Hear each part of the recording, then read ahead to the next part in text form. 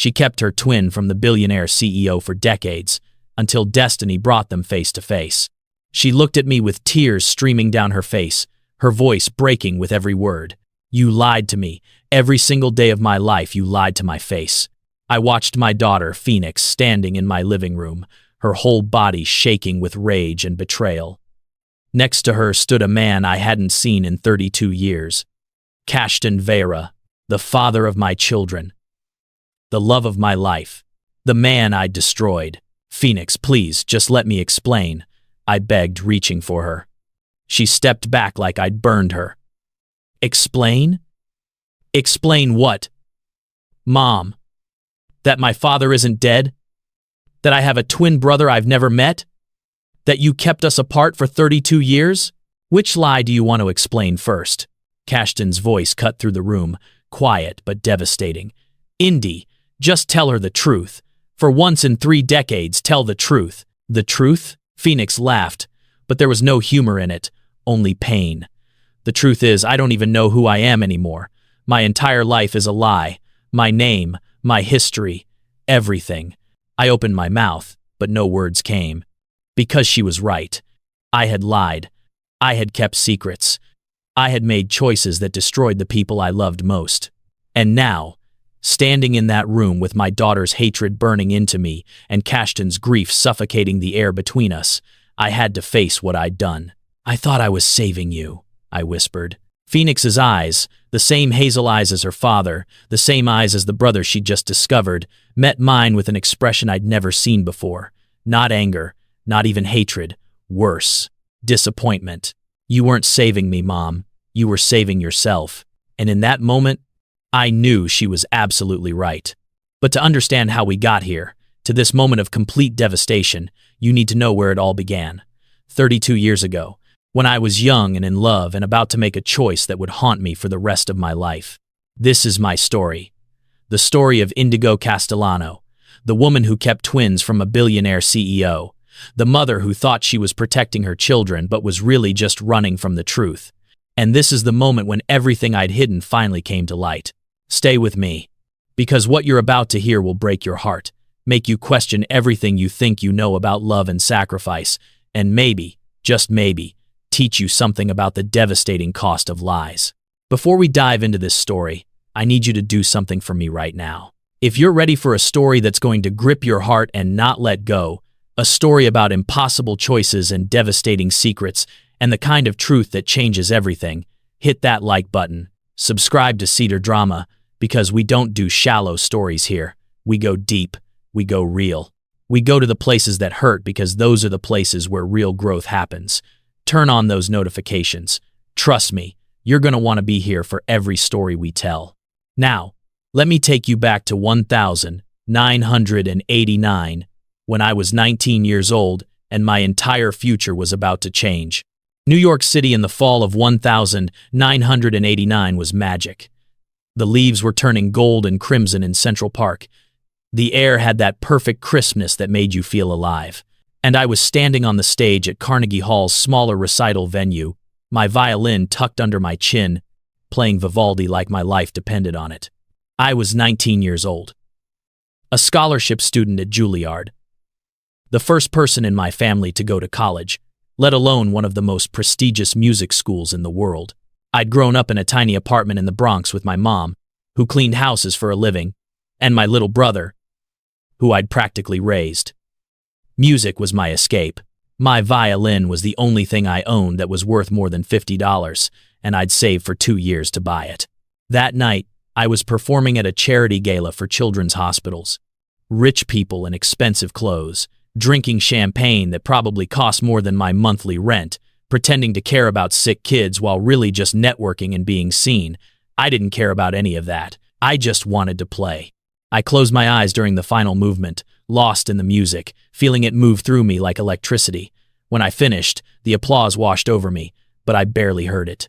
I was still somewhere else, somewhere the music had taken me.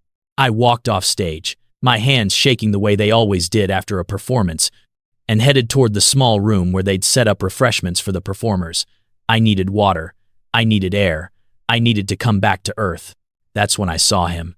He was leaning against the wall in the hallway, still clapping slowly, a smile on his face that made my stomach flip. Tall, dark hair, slightly messy like he'd been running his hands through it, wearing a tuxedo that fit him perfectly but somehow looked uncomfortable, like he wasn't used to formal clothes. And his eyes, God, his eyes were this incredible hazel that seemed to shift colors in the light. "That was incredible," he said, his voice warm and genuine. "The way you played that final cadenza, I've never heard it interpreted quite like that." I stopped, surprised. "You know Vivaldi?" "My mom forced me to take violin lessons for 8 years. I was terrible, but I learned to appreciate good playing when I hear it. And that," he gestured back toward the stage, "that was transcendent." I felt my cheeks flush. "Thank you. That's really kind of you to say." "I'm Kashtan," he said, extending his hand. "Kashtan Vera."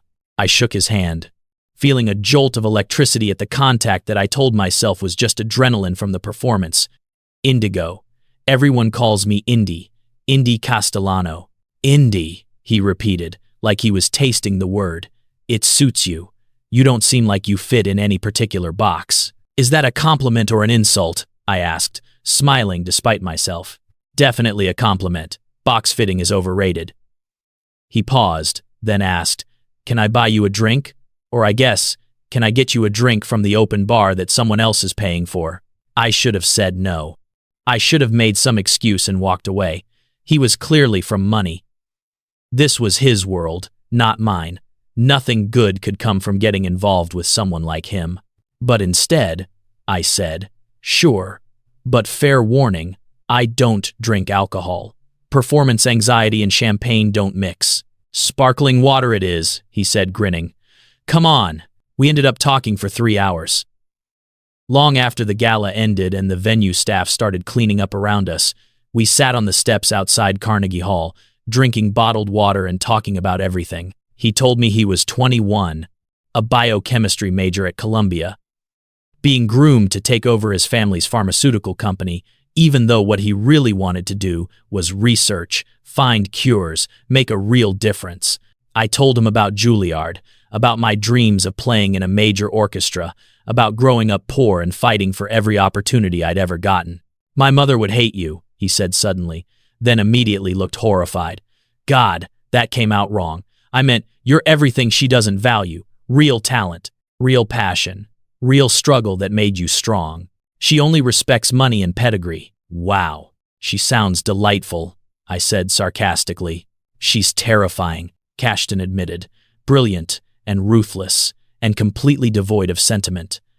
My father died when I was 10, and she's run Vera Pharmaceuticals ever since, built it into an empire, and made it very clear that I'm expected to do the same." "And is that what you want?" I asked. He was quiet for a long moment. "I want to matter. I want to do something that makes the world better. If I can do that through the company, then yes, but not the way she does it. Not putting profit over people." I looked at this beautiful, conflicted man sitting next to me on cold stone steps, and I felt something shift in my chest, something dangerous, something like hope. "I should go," I said, even though I didn't want to. "I have rehearsal at 8 tomorrow morning. Can I see you again?" he asked. "Not at a gala, just us. Coffee, dinner, a walk in the park, anything?" I should have said no. I knew I should have said no. "Yes," I heard myself say. "I'd like that." He smiled, and it was like the sun coming up. "Tomorrow? I'll meet you at Juilliard after your rehearsal." "Okay," I whispered. He stood, helped me to my feet, and for a moment we just stood there, hands still linked, the city humming around us. Then he leaned down and kissed my cheek, so gentle it barely counted as a touch. "Good night, Indy. Thank you for the best night I've had in years." Then he walked away, and I stood there on those steps, my hand pressed to my cheek where his lips had been, knowing with absolute certainty that my life had just changed forever. I had no idea how right I was, or how devastating that change would become. The next 6 months were the happiest of my life. Kashtan and I fell into each other like people drowning, clutching onto the only solid thing in a chaotic world. We were inseparable. He'd show up at my rehearsals and sit in the back, doing his biochemistry homework while I practiced. I'd meet him at his lab at Columbia and read while he worked on experiments I barely understood. We'd walk through Central Park for hours, talking about everything and nothing. We'd eat cheap pizza in my tiny apartment and expensive dinners at restaurants his mother's friends owned, and neither of us cared which we were doing as long as we were together. He met my mother and my brother in our cramped Bronx apartment. My mom was wary at first, clearly recognizing money and privilege when she saw it. But Cashton won her over by asking about her work, listening to her stories, treating her like she mattered. My 12-year-old brother, Felix, was less easily impressed until Cashton started helping him with his science homework, and suddenly Cashton could do no wrong. I never met Cashton's mother. He kept that part of his life separate, and I didn't push. I knew she wouldn't approve of me. Poor scholarship student with no connections, no pedigree, nothing to offer the Vera dynasty except my love for her son. I told myself it didn't matter. We'd figure it out eventually. In April, 6 months after we met, lying in Cashton's apartment with rain pattering against the windows and his arms around me, I told him I loved him. "I love you too," he said immediately, like he'd been waiting to say it.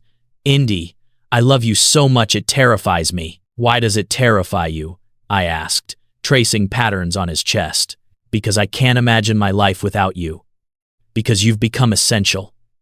Because if I lost you, I don't think I'd survive it." I kissed him, trying to pour everything I felt into that contact. "Then don't lose me. Keep me. Forever," he promised. I believed him. God help me, I believed him. In May, I started feeling sick, nauseous in the mornings, exhausted all the time, unable to keep food down. I thought it was stress. Final performances were coming up. The pressure was intense.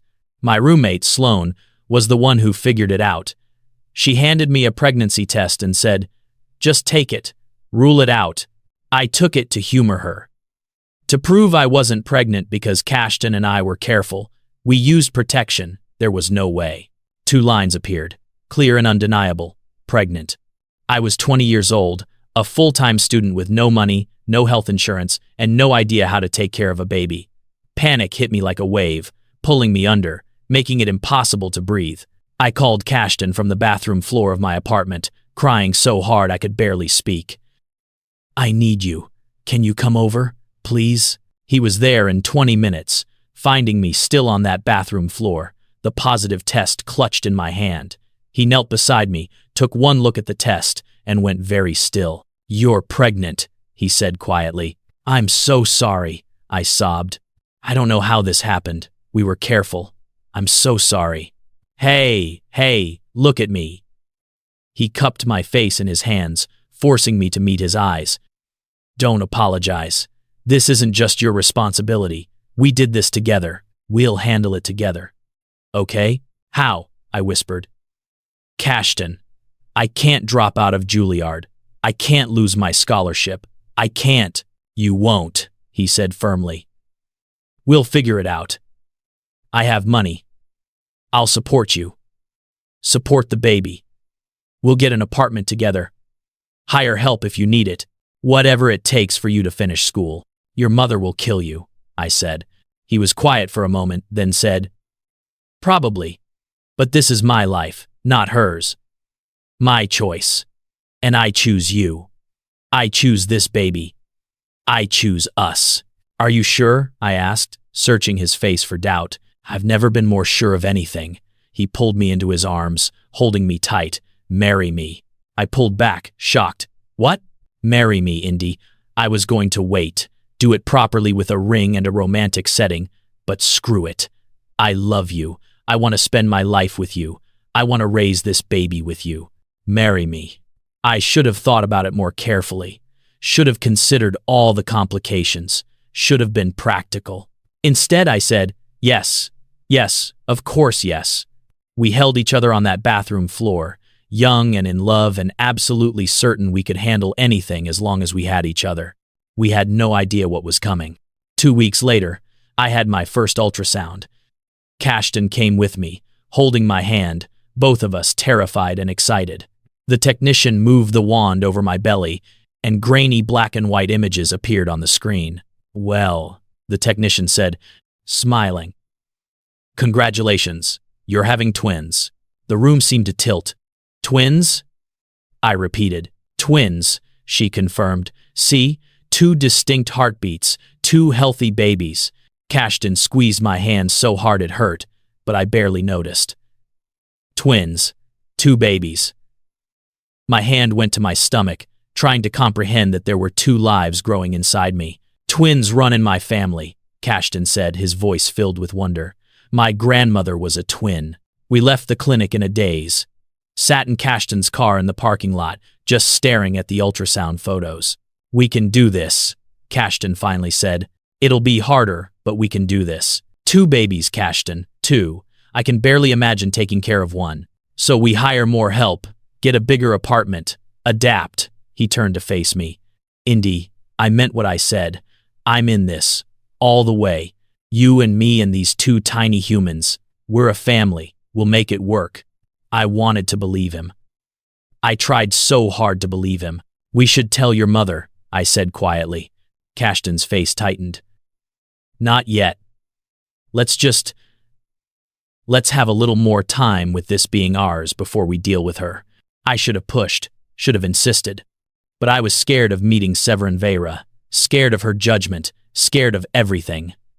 So I let it go. That was my first mistake. But it wouldn't be my last. 3 days later, I was coming out of a practice room at Juilliard when a woman approached me. She was older, maybe 60, dressed in an immaculate designer suit, her silver hair styled perfectly. She radiated wealth and power and cold, calculating intelligence. Indigo Castellano? She asked, her voice cultured and sharp. Yes? I said warily. I'm Severin Vera, Cashton's mother. I think we should talk. My stomach dropped. Of course. Does Cashton know you're here? My son doesn't know a lot of things, she said coolly. Come, there's a cafe across the street. I followed her, my heart pounding, knowing this conversation was going to be bad but having no idea how bad. We sat in a corner booth. She ordered a black coffee. I ordered nothing, my stomach too twisted with anxiety to even think about food. I know you're pregnant, Severin said without preamble. Twins. How did you? I make it my business to know everything that affects my son, and you, Miss Castellano, certainly affect him. She took a sip of her coffee, her eyes never leaving my face. Let me be direct. You're not suitable for Cashton. You have no family connections, no money, no prospects beyond playing violin for an orchestra that will pay you barely enough to survive. You're a sweet girl, I'm sure, but you're not what the Vera family needs. Anger flared hot in my chest. With all due respect, Mrs. Vera, I don't care what your family needs. I care about Cashton, and he loves me. Love, she said the word like it was distasteful. Love is a chemical reaction, Miss Castellano. It fades. What remains is compatibility, shared goals, similar backgrounds. You and my son have none of those things. You're wrong, I said, my voice shaking. We have everything that matters. Do you? She leaned forward, her gaze piercing. Tell me, how do you plan to support 2 infants while completing your degree? Who will watch them while you're in rehearsals? How will you afford childcare, medical expenses, all the costs that come with children? Cashton will help, I said. We're in this together. My son is 21 years old with no income of his own. Everything he has comes from the family trust, which I control. If I cut him off, he has nothing, and I will cut him off if he continues this relationship. The threat hung in the air between us. I tried to stay strong, but fear was creeping in, cold and insidious. You can't control his entire life, I said, but my voice lacked conviction. Can't I? She smiled, but there was no warmth in it. I've already controlled it for 21 years, but let's say you're right. Let's say he chooses you over his family, his inheritance, his future. What then? You both struggle, drowning in debt, resenting each other, resenting the children who trapped you in poverty. Is that the life you want for your babies? Is that love? I felt tears burning my eyes, but I refused to let them fall. Not in front of this woman. Why are you here? I asked. To threaten me?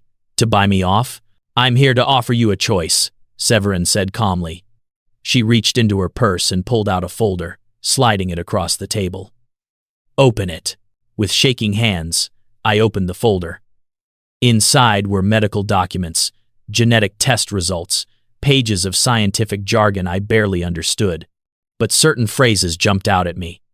Helding's disease. Genetic marker positive.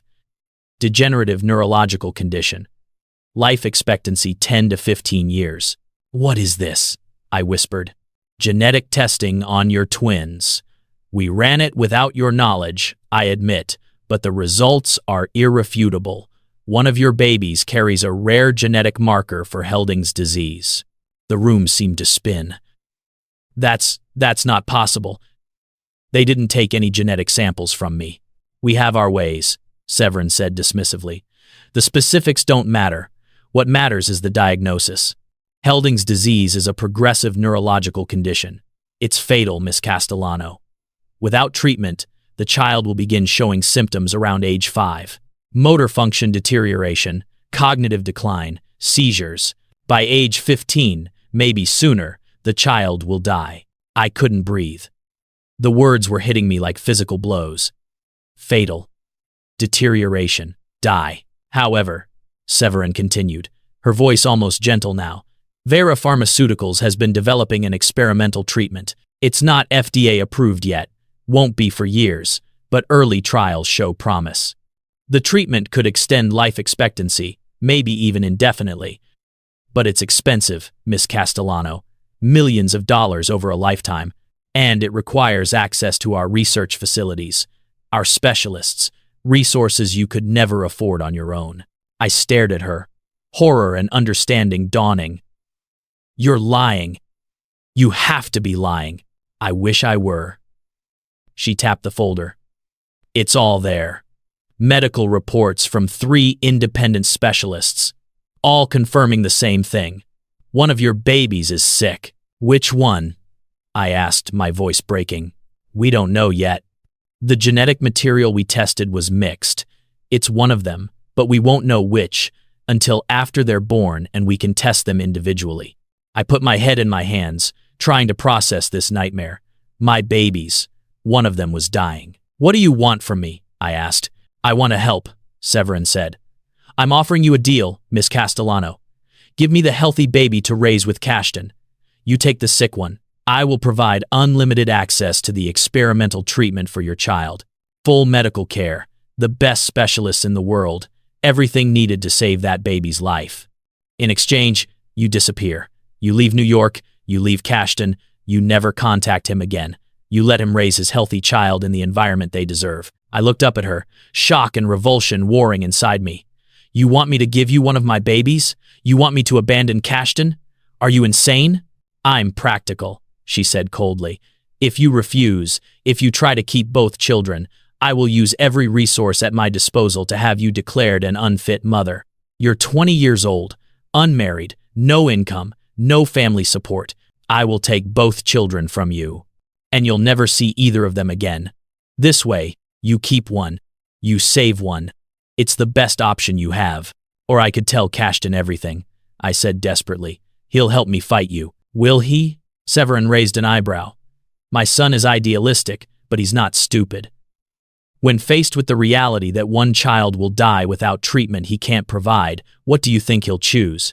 He'll come to the same conclusion I have. This is the only logical solution.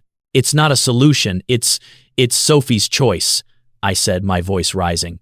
You're asking me to choose between my children. I'm asking you to save one of them, Severin corrected. Because if you don't make this choice, you'll lose both. Think about it, Miss Castellano. You have 48 hours to decide. After that, I proceed with custody proceedings, and you lose everything. She stood, placed a business card on the table, and walked out of the cafe, leaving me sitting there with that folder of devastating lies in front of me and my entire world crumbling around me.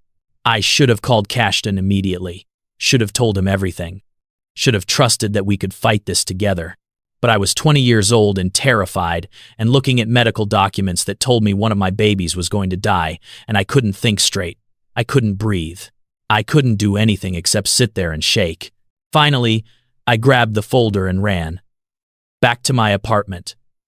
Locked myself in my room and spent the next 2 days reading and rereading those medical reports, searching desperately for some loophole, some hope, some way out. There wasn't one. Every report said the same thing: Helding's disease, fatal. Experimental treatment the only hope. Cost prohibitive without Severin's help. I tried to research alternatives. Called medical schools, research hospitals, anyone who might help. No one had answers. Helding's disease was too rare, too specialized. Vera Pharmaceuticals was the only company working on a treatment. Severin had me trapped, and she knew it. Cashton kept calling, kept texting, asking if I was okay, saying he wanted to see me. I made excuses, said I was sick, needed space, would call him soon. The lies tasted like poison, but I didn't know what else to do. On the second night, I sat on my bedroom floor at 2 a.m, my hands on my stomach where my babies, my 2 precious babies, were growing, one of them healthy, one of them dying. The choice Severin offered was impossible. But the alternative, losing both of them, was unthinkable. I thought about my own mother, working 3 jobs to keep us fed. I thought about the sacrifices she'd made, the dreams she'd given up, all for me and Felix. I thought about what it meant to be a mother, to protect your children no matter the cost, and I made the most devastating decision of my life. I would save the sick baby. I would give up Cashton. I would give up my healthy child. I would sacrifice everything to keep one of my babies alive. It was the worst choice I'd ever made. But in that moment, with those medical reports spread around me and Severin's deadline approaching, it felt like the only choice I had. I called her number the next morning.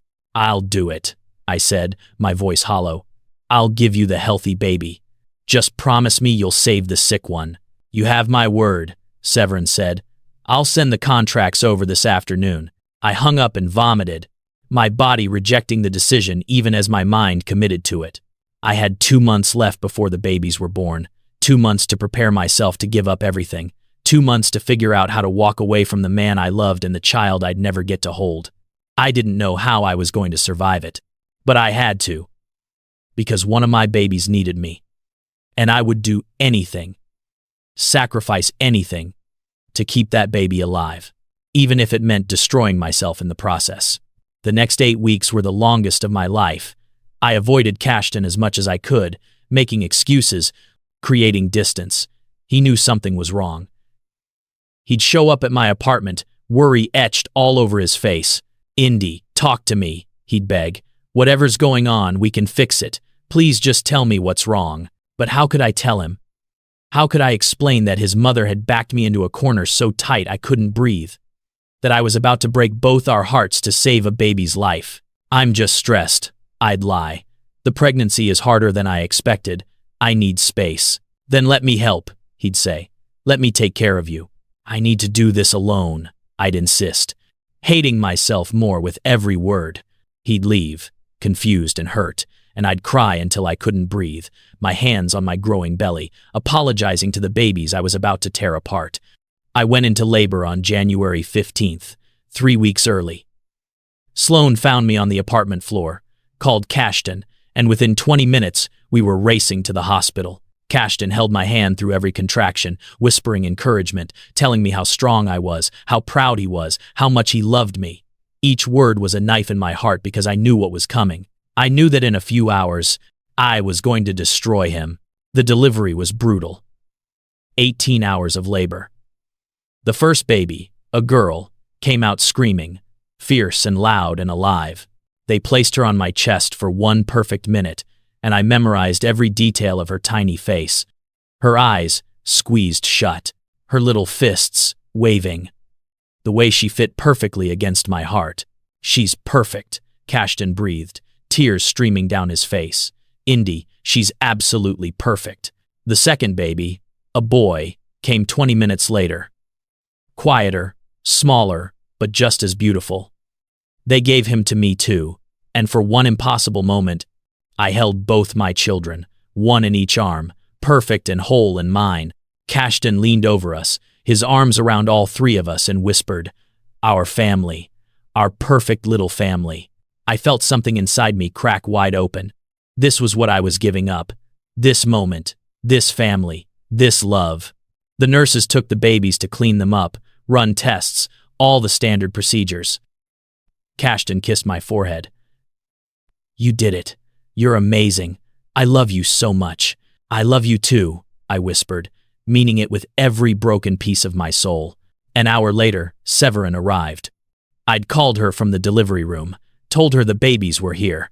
She came alone, dressed impeccably as always, carrying an envelope. She found me alone in my hospital room. Cashton was with the babies in the nursery, calling his friends, taking photos, drunk on joy and exhaustion. "The test results," Severin said, handing me the envelope. "The girl is healthy. The boy carries the Helding's marker." I opened the envelope with shaking hands. More medical documents, more genetic reports, all confirming what she'd said. Phoenix, they'd named her on the birth certificate, was healthy. Lyric, Cashton had wanted to call the boy, was sick. My son was dying. And only Severin could save him. "The contracts," she said, pulling out more papers. "Sign them, and I'll begin treatment immediately." I read through them with blurry eyes. I was giving up all parental rights to Phoenix, agreeing never to contact Cashton again, agreeing to leave New York within 48 hours. In exchange, Severin would provide unlimited medical care for Lyric. My hand shook so badly I could barely hold the pen. But I signed. Because what choice did I have? My son was going to die without this treatment, and I couldn't let that happen. "There's one more thing," Severin said. "You have to tell Cashton you're leaving, that you don't want this life. Make him believe it. Make him let you go." "I can't," I whispered. "Please don't make me do that. If you don't, he'll follow you, he'll fight for you, and I'll make sure he never sees either child again. Is that what you want?" I closed my eyes, tears streaming down my face. "No, then do what needs to be done." She left, taking the signed contracts with her. I sat in that hospital bed, my body aching from delivery, my heart shattered into pieces, and tried to figure out how to destroy the man I loved. Cashton came back an hour later, glowing with happiness. "They're both sleeping. They're so beautiful, Indy. I can't believe they're ours." "Cashton, sit down," I said, my voice flat. "We need to talk." His smile faded. "What's wrong? Is something wrong with the babies?"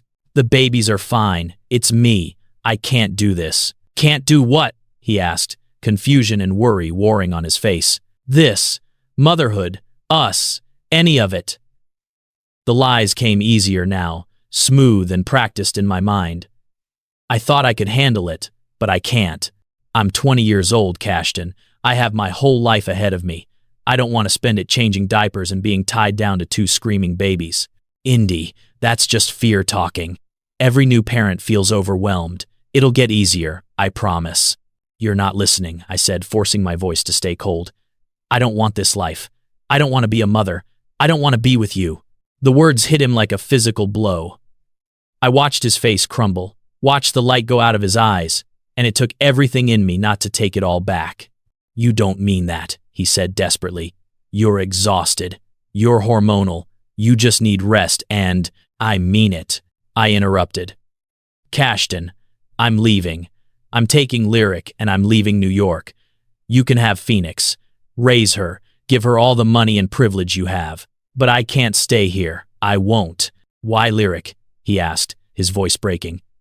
"Why take him and not her? Why not take both if you're so determined to leave?" "Because he's sick and he needs me," I wanted to scream. "Because your mother is a monster and this is the only way I can save our son. Because I love you so much it's killing me, but I have to do this." But I said none of that. Instead, I lied. Because I only want one. 1 is manageable. 2 is too much. I'll take him. You keep her. We'll split them. It's the only fair solution. "Fair? Fair?" Cashton's voice rose, anger and heartbreak pouring out. "We're not dividing furniture, Indy. These are our children, our babies. You can't just decide to take one and leave the other like you're picking out groceries." "I can, and I am," I said, each word like swallowing glass.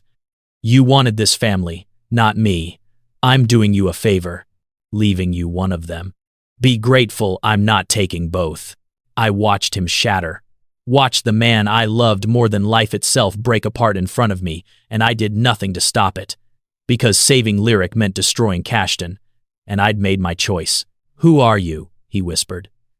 "Because the woman I love would never say these things." "Maybe you never really knew me," I said quietly. "Maybe I was pretending all along." He stood, his whole body shaking. "I don't believe that. I won't believe that.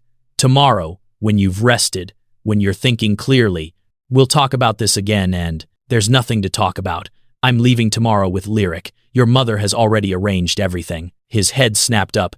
"My mother? She's involved in this?" I'd said too much. Panic fluttered in my chest, but I pushed it down. "She offered to help, that's all. She's making arrangements for me to relocate, setting up support. She's being very generous." Cashton stared at me, and I watched understanding dawn in his eyes. "She got to you. Somehow, my mother got to you.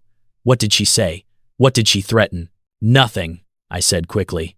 "She's just helping me leave. Cashton, please, don't make this harder than it needs to be. Let me go." "Never," he said fiercely. "I will never let you go. I love you, Indy. Whatever's happening, whatever you're afraid of, we can face it together. Just tell me the truth." I wanted to. God, I wanted to tell him everything. To throw myself into his arms and let him fix this. But I couldn't. Because Severin was right about one thing. If I told Cashton about Lyric's illness, he'd want to fight for both children. He'd refuse to let me take our son. And without Severin's treatment, Lyric would die. I couldn't risk it. I had to protect my son, even if it meant losing everything else. "The truth is, I don't love you anymore," I forced myself to say. "I'm sorry, Cashton, but I don't, and I need you to let me go." He looked at me for a long moment, his eyes searching mine, looking for the lie. I kept my face blank, empty, giving him nothing. Finally, he spoke, his voice completely broken. "If that's really true, if you really don't love me, then look me in the eye and say it. No hesitation, no tears. Just look at me and tell me you don't love me." I met his gaze, forced myself to hold it, and lied with everything I had. "I don't love you." Something died in his eyes. I watched it happen. Watched the hope, the fight, the love, all of it just extinguish. He took a step back, then another, like he couldn't stand to be near me. "Okay," he said quietly. "Okay, if that's what you want, take Lyric, leave. I won't stop you." He walked to the door, paused with his hand on the handle. "I'll love them both. Your daughter and my daughter. I'll give her everything she could ever need. I'll tell her about you, about how much I thought we loved each other. And when she asks why you left, I'll tell her the truth, that I don't know, that one day you just stopped loving us." Then he left, and I broke. I sobbed until the nurses came running, worried about hemorrhaging or complications. But the bleeding was internal. The damage was to my heart, my soul, every part of me that had loved Cashton Vera. The next morning, I signed the discharge papers. A nurse brought Lyric to me, my tiny son, wrapped in a blue blanket. I held him against my chest, feeling his heartbeat, small and fast and alive. "I'll protect you," I whispered to him. "No matter what it costs, I promise." Severin had arranged a car. A driver loaded my single suitcase and the baby supplies. I took one last look at the hospital room where I'd given birth to twins and left with only one. They wouldn't let me see Phoenix again. Severin had arranged it so I never even got to say goodbye to my daughter. The last time I'd held her was in the delivery room, for one perfect minute before they took her away. I sat in the back of that car, Lyric sleeping in my arms, and watched New York City disappear in the rearview mirror. Somewhere in that city was Cashton, broken and grieving. Somewhere in that city was Phoenix, my daughter, who I'd never see grow up. And I was running away from both of them, convinced I was saving my son's life. I didn't know yet that it was all a lie. That Lyric was perfectly healthy. That Severin had fabricated everything to manipulate me into giving up my family. I wouldn't learn the truth for years, and by then, it would be too late to undo the damage. By then, I'd be exactly what I'd pretended to be that day in the hospital, a woman who'd abandoned the man she loved and the daughter she'd barely held. The only difference was, I'd know the truth. I'd know I'd been played. I'd know I'd sacrificed everything for nothing. And I'd have to live with that for the rest of my life. I moved to Portland, Oregon with $2,000 from Severin, a baby carrier, and a heart that felt like it had been ripped out of my chest. I found a tiny studio apartment in a rough neighborhood, the kind of place where sirens wailed all night and you didn't make eye contact with strangers. It was all I could afford. Those first months were survival. Nothing more. I worked as a waitress at a diner, strapping Lyric to my chest while I served coffee and pancakes to truck drivers and insomniacs. My manager, a woman named Ruth who'd raised 4 kids on her own, took pity on me. She let me bring Lyric to work, let me take breaks to nurse him, look the other way when I was so exhausted I could barely function. Every day, I waited for the symptoms to appear. The seizures, the motor function problems, all the devastating signs of Helding's disease that the medical reports had promised. I watched my son obsessively, terrified every time he cried, every time he seemed tired, every time anything seemed even slightly wrong. But the symptoms never came. Lyric was healthy. He hit every milestone early, rolled over at 3 months, sat up at 5 months, started babbling and laughing and being the happiest baby I'd ever seen. And with each passing month, a horrible suspicion began growing in my mind. When Lyric was 18 months old, I took him to a pediatric neurologist.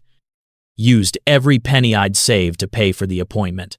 I brought the medical reports Severin had given me, the genetic tests showing the Helding's marker. The doctor examined Lyric thoroughly, ran new genetic tests, then called me into his office with a confused expression. "Mrs. Castellano, I'm not sure where you got these reports, but they're incorrect.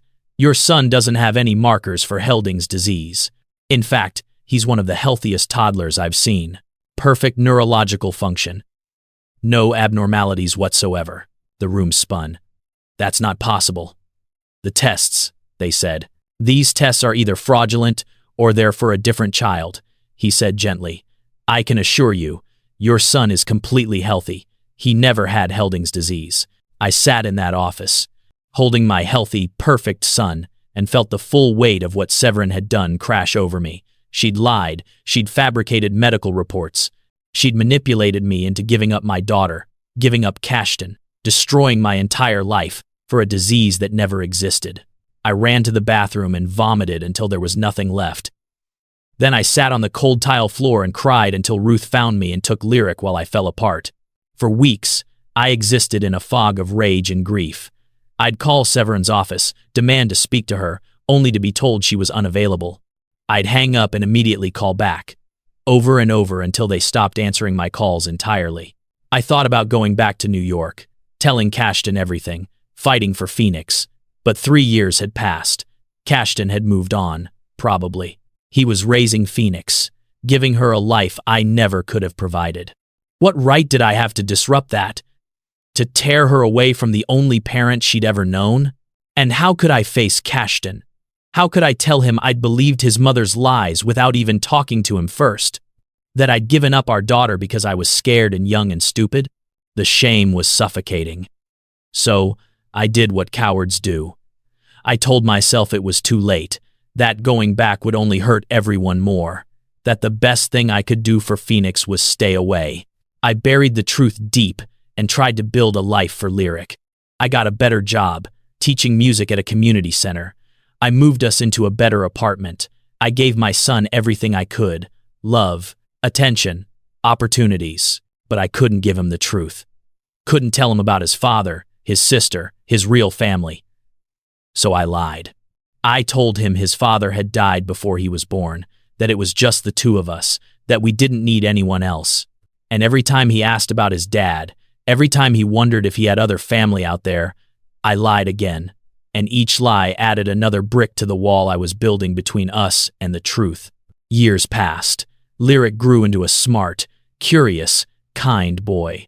He was artistic like me, but also analytical, always asking questions, always trying to understand how things worked. He'd draw these elaborate pictures of families. Mom, dad, siblings, grandparents. Every family complete and whole except ours. "Do you think my dad would have liked me?" he asked once when he was 8, holding up a drawing. "He would have loved you," I said, and that part was true. Cashton would have adored Lyric, would have been an incredible father. Then why did he have to die? Lyric asked, his voice small. Because he didn't, I wanted to say. Because he's alive and he doesn't know you exist and it's all my fault.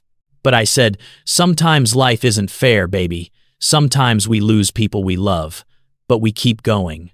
We love them and remember them and we keep going. Lyric nodded, accepting the lie because he trusted me completely. And that trust felt like acid in my veins. When Lyric was 12, I finally opened the music school I'd always dreamed of. Nothing fancy, just a small studio where I taught violin and piano to kids from the neighborhood. But it was mine, built with my own hands and hard work, and it felt like maybe, just maybe, I was creating something good out of the wreckage of my choices. I never dated, never even considered it. How could I, when part of me still belonged to Cashton? When every man I met was measured against a 21-year-old boy I'd loved a lifetime ago and found lacking? My friends thought it was unhealthy. Ruth, who'd become like a mother to me, kept trying to set me up. Indy, honey, you're 40 years old, she said when Lyric was 20. You've given that boy everything. Don't you think you deserve some happiness too? I am happy. I lied. You're surviving, she corrected. That's not the same thing. But surviving was all I knew how to do. Surviving and lying and carrying the weight of my choices like stones in my pockets, pulling me down a little more each day. I watched Cashton from afar over the years. Google made it easy. I'd search his name late at night when I couldn't sleep, read articles about his success. Vera Pharmaceuticals grew into a billion-dollar empire. But unlike his mother, Cashton ran it with integrity. He funded research programs, made medication affordable, established charitable foundations. He became everything he'd wanted to be. A man who mattered. A man who made the world better. The articles sometimes mentioned his daughter, Phoenix Vera. Beautiful. Brilliant. Following in her father's footsteps. There were photos of them together at galas, at company events, father and daughter, both of them smiling, successful, complete. And I was glad. Glad she had him, glad she had opportunities and love and everything I couldn't have given her. But God, it hurt. Every photo was a knife to the heart. This daughter I'd held for 1 minute and never saw again. I never told Lyric he had a twin sister. Never told him about Cashton. The lies became so ingrained, so automatic. I almost believed them myself sometimes. Almost. Lyric grew up to be incredible despite my failures as a mother. He was kind and thoughtful and driven. He studied business and finance, worked his way through college with scholarships and part-time jobs. He was independent and strong and everything I'd hoped he'd be. He also felt incomplete. I could see it in him, the same restlessness I felt, like part of him was missing and he didn't know what or why. Mom, do you ever feel like you're supposed to be somewhere else? He asked me once when he was 25. Like you're living half a life. Yes, I admitted. Every single day. Why do you think that is? He asked. Because we are living half a life, I wanted to say. Because your sister exists and you don't know her. Because your father is alive and I kept you from him. But I said, I think everyone feels that way sometimes. Like there's something more out there waiting for us. He nodded, unsatisfied but accepting, and I added another lie to the mountain I'd built. By the time Lyric was 32, I'd been lying for 32 years. The lies had roots so deep I didn't know how to pull them up without destroying everything. So I didn't try. I just kept going, kept teaching music, kept loving my son, kept surviving. And then Severin Vera died, and everything I'd buried came screaming back to the surface. While I was building my half-life in Portland, Cashton Vera was doing the same in New York, but his half was lined with money and power and success that meant nothing without the people he'd lost. I learned later, much later, what those years had been like for him. Lyric told me. Phoenix told me. I pieced together the story of the man I'd destroyed and how he'd survived it. The day I left the hospital with baby Lyric, Cashton stood in the nursery holding Phoenix, our daughter, and tried to understand how his entire world had collapsed in 24 hours. The woman he loved was gone. His son was gone. He was left with one baby and a shattered heart and no idea how to move forward. He hired investigators immediately, spent hundreds of thousands of dollars trying to find me, but I disappeared completely. New city, new name on the lease, no forwarding address. Severin had made sure of it. For 2 years, Cashton searched. Every free moment, every spare dollar, all of it went to finding me. He was obsessed, desperate, convinced that if he could just find me, just talk to me, he could fix whatever had gone wrong. His mother watched his deterioration with cold satisfaction. She'd gotten what she wanted. Me out of the picture. Her granddaughter raised in wealth and privilege. Her son firmly under her control through his grief and obligation to Phoenix. But when Phoenix was 2 years old, Cashton found something. A letter his mother had drafted to her attorney, accidentally left in a company file. It referenced payments to me, relocation assistance, medical care for Lyric. He confronted Severin in her office, the letter in his hand. "You paid her to leave," he said, his voice deadly quiet. "You paid Indy to disappear." Severin didn't even have the grace to look ashamed. "I did what was necessary to protect this family." "Protect us?" "You destroyed us. You destroyed me." "You're being dramatic, Cashton. Look at what you've built. Look at your daughter. You're successful, respected, exactly what a Vera should be." "I'm miserable," he said flatly. "I'm raising a child alone while grieving the woman I love and the son I'll never know. That's not success. That's survival. And you did this to me." "I gave you the life you were meant to have," Severin said, "without distractions, without that girl dragging you down into mediocrity."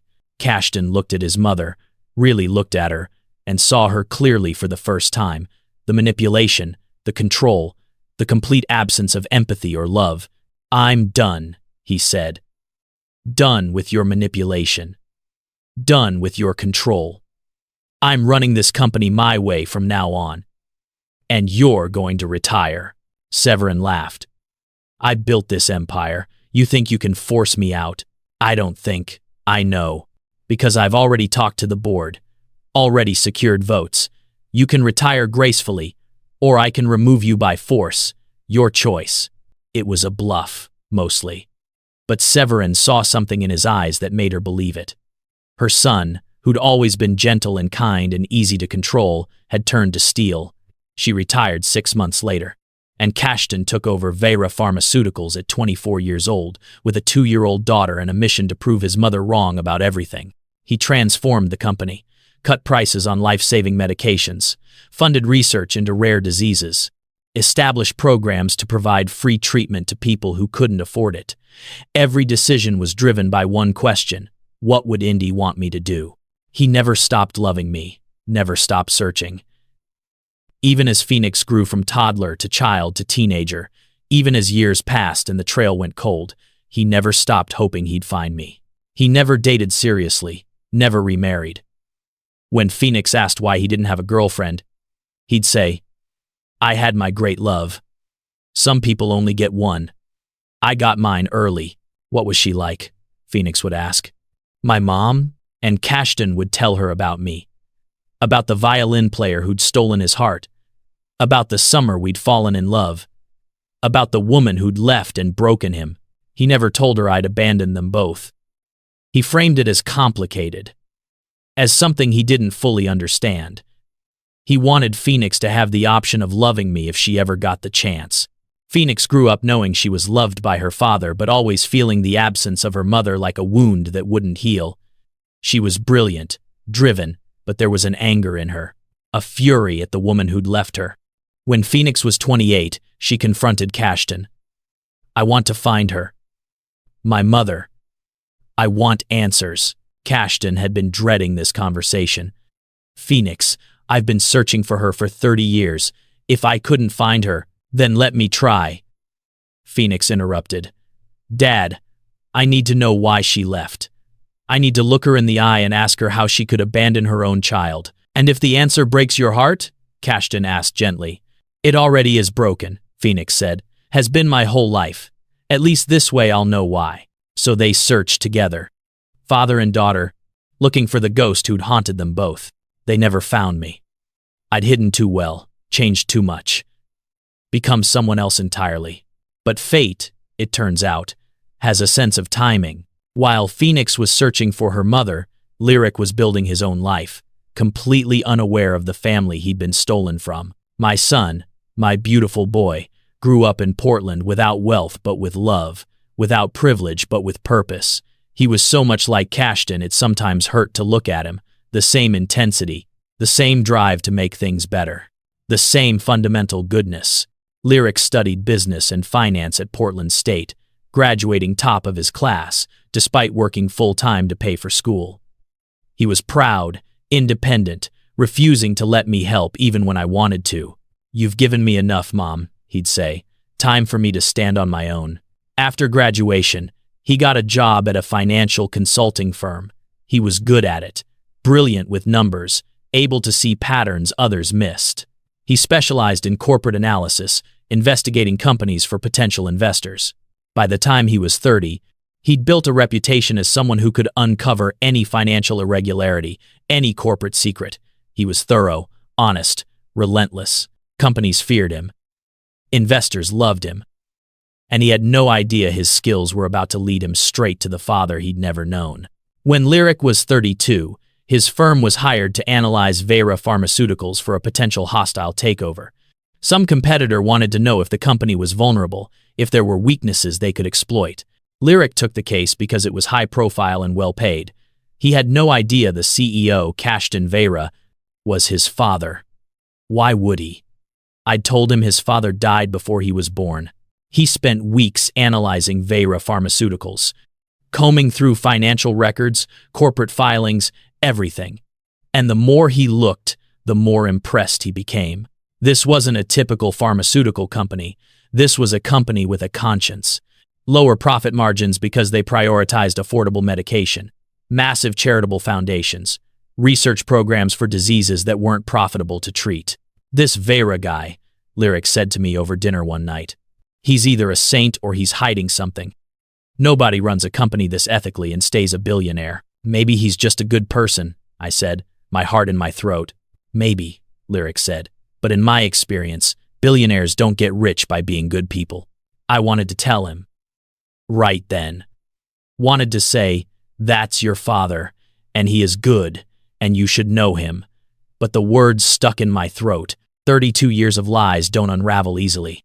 Lyric finished his analysis and told his firm the truth. Vera Pharmaceuticals wasn't vulnerable. It was solid, well-run, ethical. Any takeover attempt would fail because the company was too strong and the CEO too respected. His firm wasn't happy. The client definitely wasn't happy. But Lyric didn't care. He'd told the truth. That's all that mattered. He never met Cashton during that investigation, never even saw a photo. He was just a name in filings, a signature on documents. They were that close to discovering each other and missed it entirely. But Phoenix was a different story. My daughter grew up as Phoenix Vera, daughter of a billionaire, with every advantage I'd never had. The best schools, travel, opportunities, everything money could buy. But she also grew up angry. Angry at me for leaving. Angry at the world for being unfair. She channeled that anger into achievement. Top of her class, degrees from Harvard and Columbia, driven to prove she didn't need the mother who'd abandoned her. She became a corporate investigative journalist, specialized in exposing pharmaceutical companies that put profit over people. The irony wasn't lost on Cashton. His daughter, fighting against the very industry he led, trying to make it better through exposure and accountability. "You're going to put me out of business," he'd joke. "Only if you're doing something wrong," she'd counter. "Are you?" "No. But that won't stop you from checking." They had a good relationship, father and daughter, close, but Phoenix always had walls up, always kept part of herself separate, the part that was wounded by my absence. When Phoenix was 32, the same age Lyric was, she got a tip about Vera Pharmaceuticals, anonymous, claiming the company was involved in FDA violations, experimental treatments being administered without proper approval. Phoenix didn't want to investigate. This was her father's company, her family legacy. But she was a journalist, and if something wrong was happening, she needed to know. So she did what she always did, dug for truth. The investigation led her to Portland, to a whistleblower who claimed to have evidence of illegal medical trials. She arranged an interview, booked a flight, and flew across the country looking for answers. She had no idea she was flying to the city where I'd hidden for 32 years, where her twin brother lived, where everything was about to collide. The interview was scheduled for a Friday afternoon. Phoenix landed in Portland Thursday night, checked into a hotel, prepared her questions. Professional, focused. This was just another story. The whistleblower was a former Vera Pharmaceuticals researcher named Dr. Marcus Webb. He'd worked in their experimental treatments division for 15 years before being fired, he claimed, for refusing to falsify safety data. Phoenix met him in a coffee shop in downtown Portland, recorded the interview, took detailed notes. He talked about pressure from management, about treatments being rushed to market, about profits prioritized over patient safety. Who gave the orders? Phoenix asked. Who was pushing for these shortcuts? Not your father, doctor, Webb said. Cashton Vera is clean. This goes back to before he took over. His mother, Severin Vera. She's the one who built the culture of profit over everything. Your father's been trying to clean it up for years, but some things are buried too deep. Phoenix felt something cold settle in her stomach. Her grandmother, dead now for 2 years, still causing damage from beyond the grave. Do you have documentation? Phoenix asked. Proof of these trials? I can get it, Dr. Webb said. But I need protection. Vera has powerful lawyers. They'll destroy me if I go public. I'll protect my sources, Phoenix promised. Get me the documentation, and I'll make sure the truth comes out. They agreed to meet again in a week. Phoenix would return to Portland, get the evidence, write the story. It was going to be the biggest expose of her career, and it was going to destroy her father. She called Cashton that night from her hotel room, guilt eating at her. Dad, I need to tell you something. What's wrong?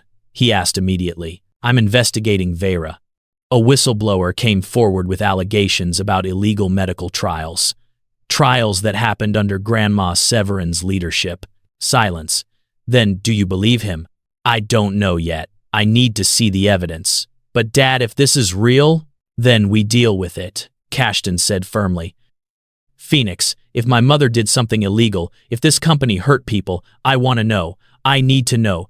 Don't kill the story to protect me. It could destroy the company, Phoenix said. Then we rebuild it better. Truth matters more than reputation. You taught me that. Phoenix felt tears sting her eyes. I love you, Dad. I love you too, sweetheart. Be careful, and call me if you need anything. She hung up, feeling gutted. This man, her father, was so good, so honest, and she was about to dig up his mother's sins and expose them to the world.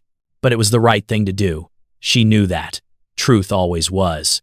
What Phoenix didn't know was that the evidence Dr. Webb promised to provide would lead her to medical records from 1989, records of genetic testing on twin fetuses, records that would expose a lie 32 years old, records that would reveal I existed, that lyric existed, that everything Severin Vera had done to tear us apart was about to come to light. The collision was coming. Faster than any of us could have imagined. 2 weeks after Phoenix's first trip to Portland, Severin Vera's estate attorney called Cashton. Mr. Vera, I need you to come to the office. Your mother left something for you, a safety deposit box. She left instructions that it was only to be opened 2 years after her death. Cashton went to the attorney's office in Manhattan, curious and wary. His mother had been dead for exactly 2 years. Whatever was in that box, she'd planned it carefully. The attorney led him to a private room, handed him a key, left him alone. Inside the safety deposit box was a single envelope, thick, sealed with wax, his mother's handwriting on the front. To my son, the truth you deserve. Cashton's hands shook as he opened it. Inside were documents, medical reports, genetic testing results, contracts, and a letter, 6 pages in his mother's precise, careful handwriting. He read it. Once, twice, 3 times. Unable to believe what he was seeing, the letter confessed everything. The fake genetic tests, the manipulation of Indy, the threats, the lie about Helding's disease, all of it.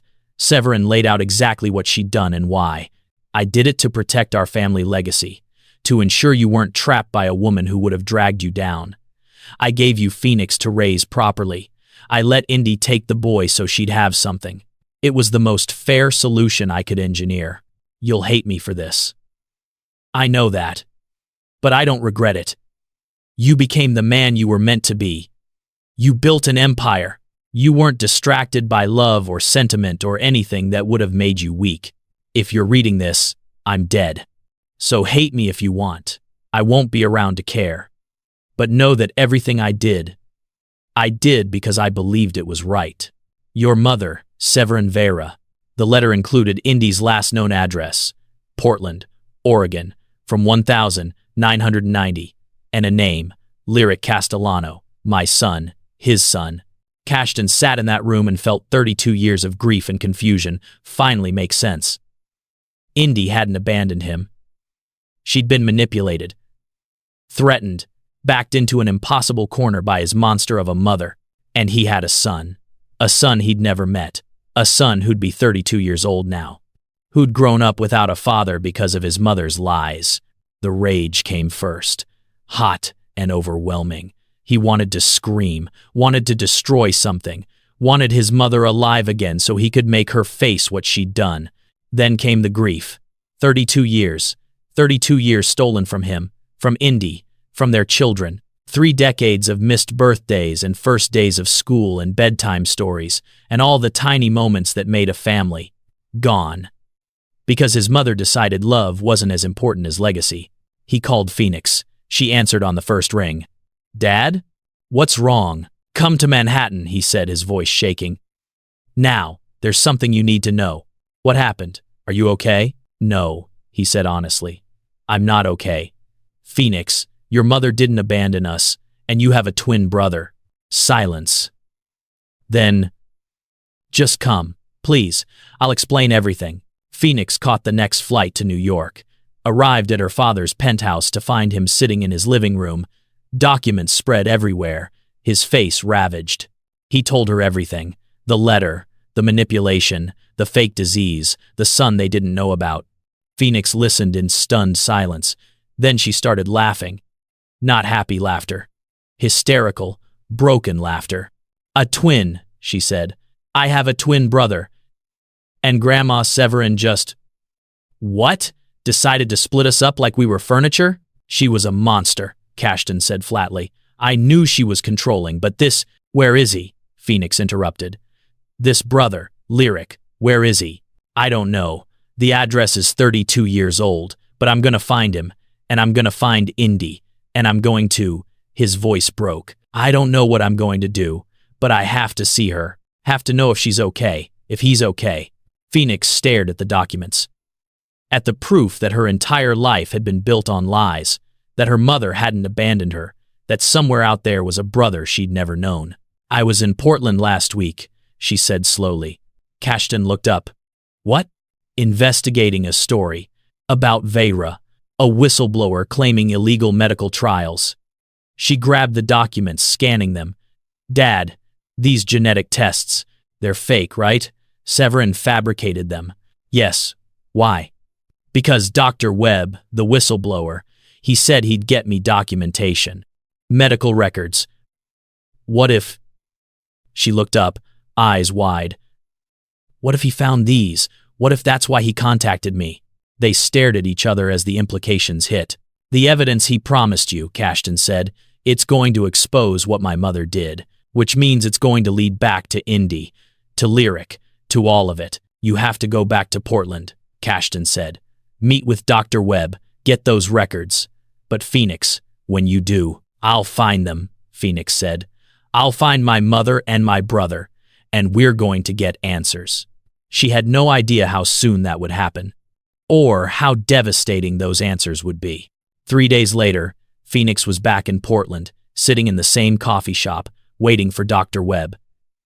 He arrived with a briefcase full of documents, medical records going back 30 years, and right on top, the fabricated genetic tests from 1989. These are the originals, Doctor, Webb said. Severin Vera ordered them created, fake diagnoses to manipulate people. I found them when I was cleaning out old files.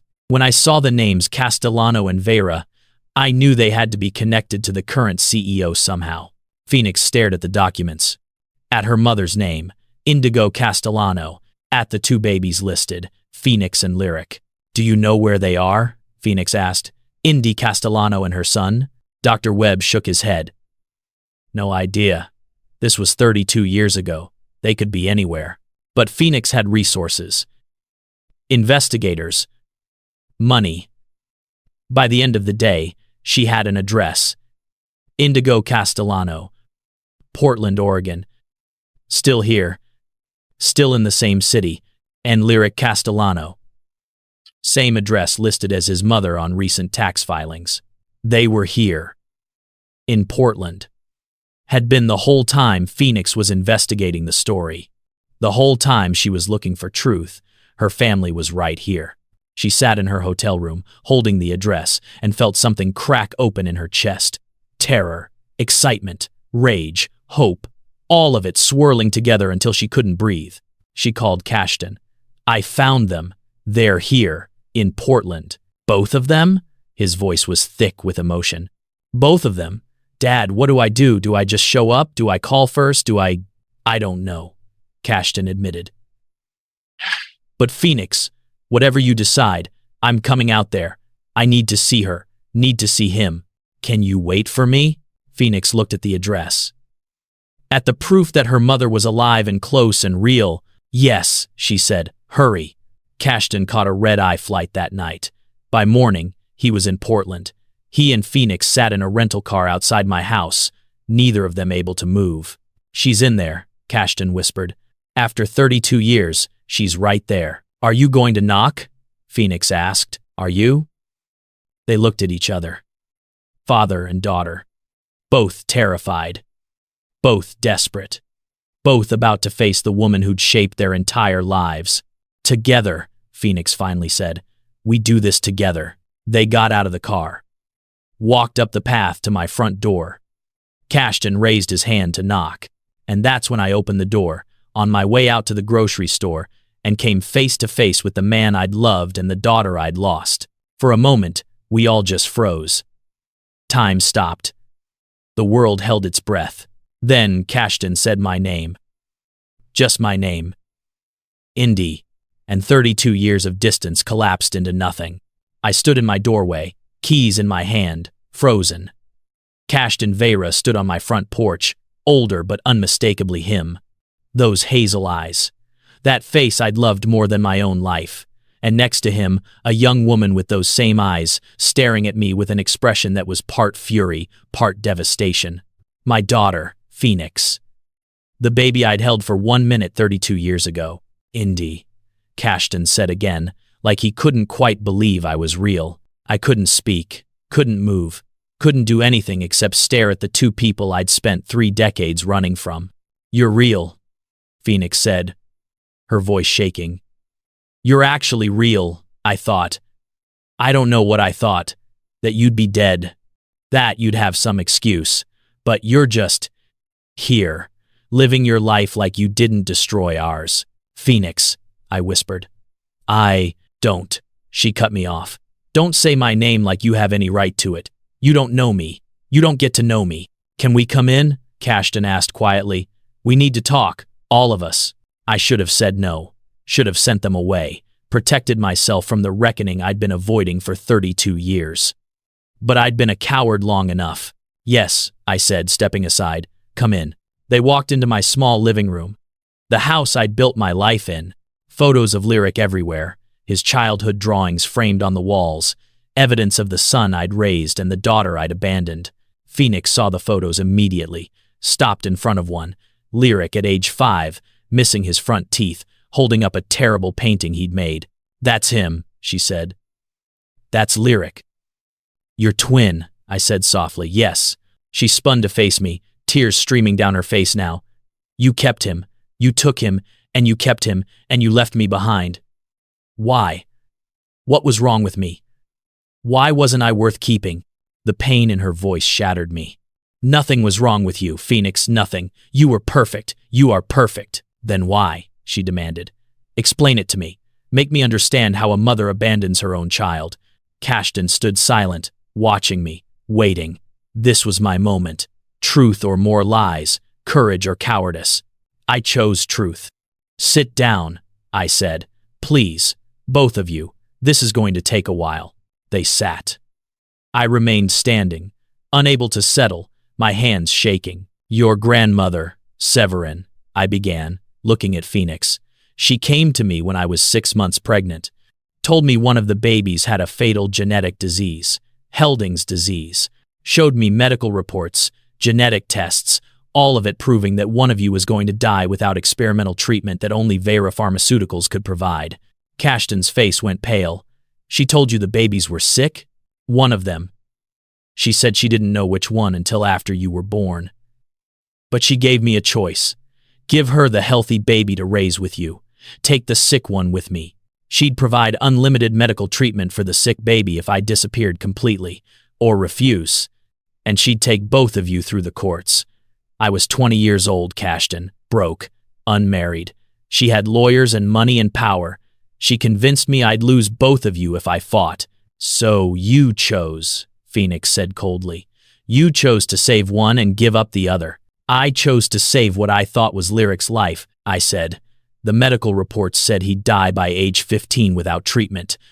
I thought I was making an impossible choice to keep my son alive. But it was all fake, Cashton said, his voice hollow.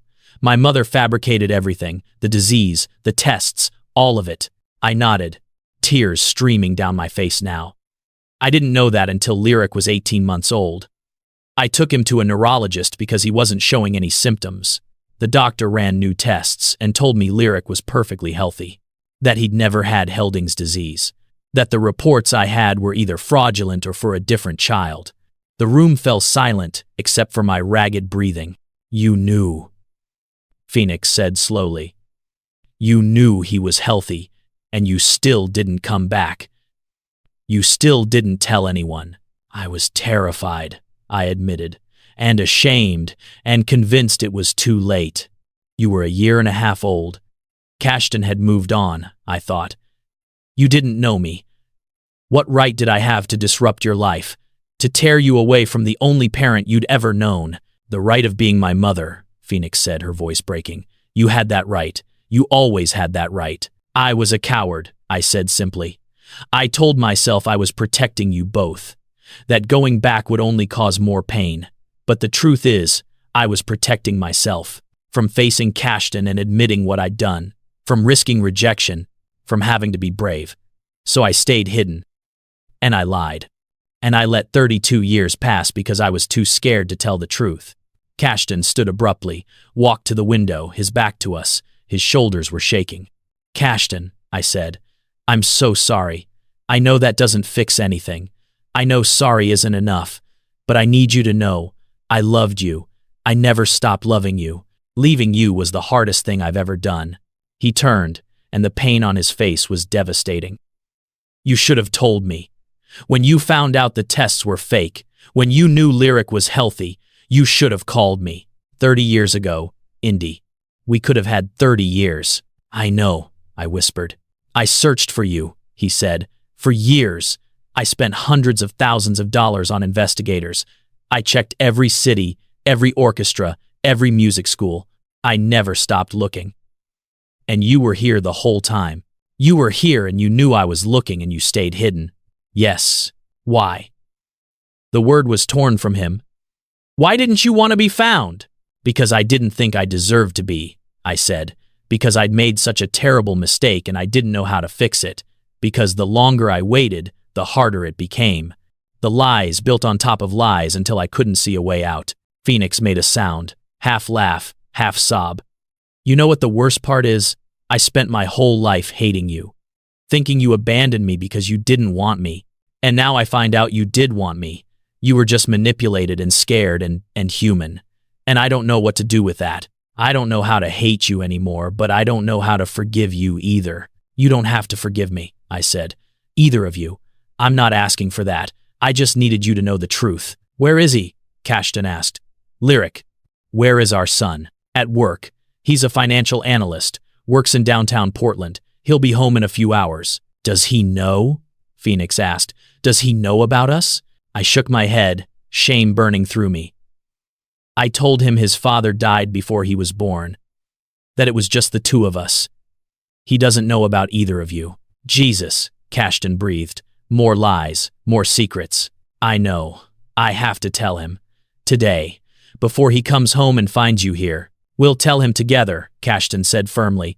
"He deserves to hear it from all of us. And he deserves to hear it now." I pulled out my phone with shaking hands, called Lyric's number. He answered on the third ring.